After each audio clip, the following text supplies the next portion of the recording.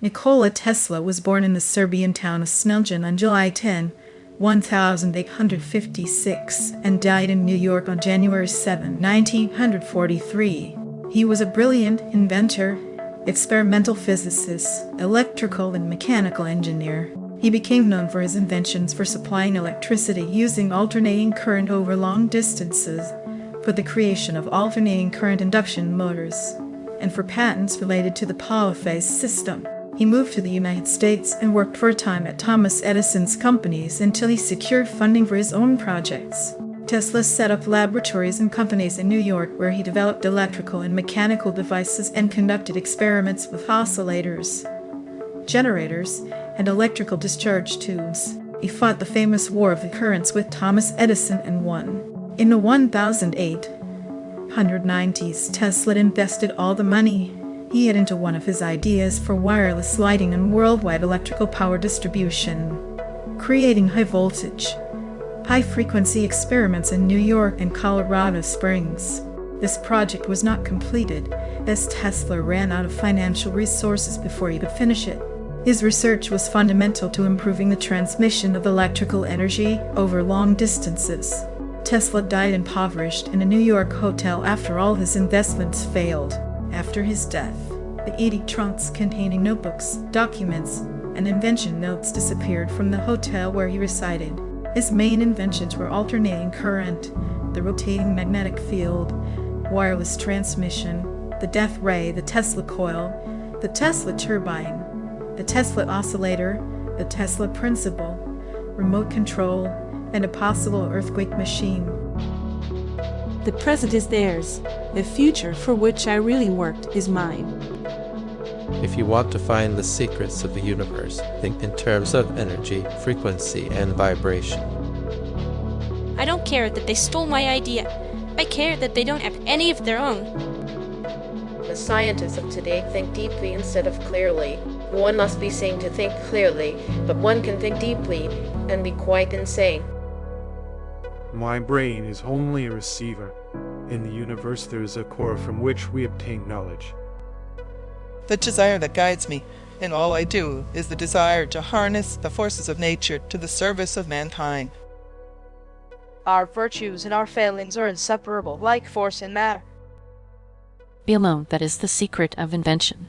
Be alone, that is when ideas are born. The gift of mental power comes from God, divine being, and if we concentrate our minds on that truth, we become in tune with this great power. Of all things, I liked books best. The progressive development of man is vitally dependent on invention. Invention is the most important product of man's creative brain. The beauty of a living thing is not the atoms that go into it, but the way those atoms are put together. Let the future tell the truth and evaluate each one according to his work and accomplishments. I do not think you can name many great inventions that have been made by married men. All that was great in the past was ridiculed, condemned, combated, suppressed, only to emerge all the more powerfully, all the more triumphantly from the struggle. If your hate could be turned into electricity, it would light up the whole world.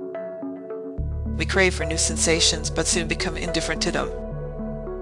The desire of scientific discovery is more to my nature than any other. Ideas are the beginning points of all fortunes.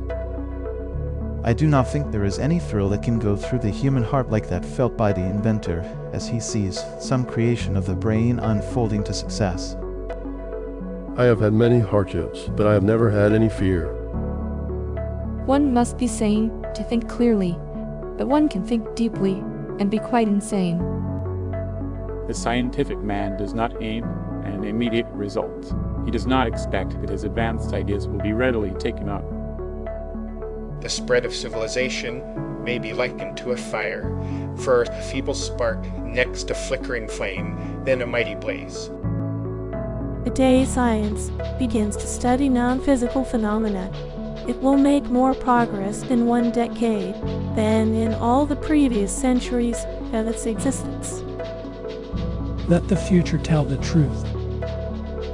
science is but a perversion of itself, unless it has as its ultimate goal the betterment of humanity. Our entire biological system, the brain and the earth itself, work on the same frequencies. I do not think you can name many great inventions that have been made by married men. Knowledge is only potential power. The present is theirs. The future for which I really work is mine. My method is different.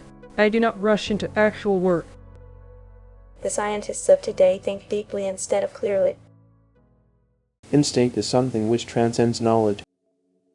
What one man calls God, another calls the laws of physics. If you want to know the secrets of the universe, think in terms of energy, frequency, and vibration. I don't care that they stole my idea. I care that they don't have any of their own. To invent, you need a good imagination and a pile of junk. Our virtues and our failings are inseparable. Be alone. That is the secret of invention. The future will show whether my foresight is as accurate now as it has proved heretofore. Invention is the most important product of man's creative brain. The day when we shall know exactly what electricity is will chronicle an event probably more important than any since the creation of man. The scientists of today think deeply instead of clearly. Let the future tell the truth, and evaluate each one according to his work and accomplishments. The desire that guides me in all I do is the desire to harness the forces of nature to the service of mankind.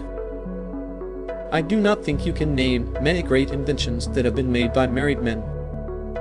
Science will never be practical until it has discovered a way to distinguish between the living and the non-living. The spread of civilization may be likened to a fire. If your hate could be turned into electricity, it would light up the whole world. Invention is the most important product of man's creative brain.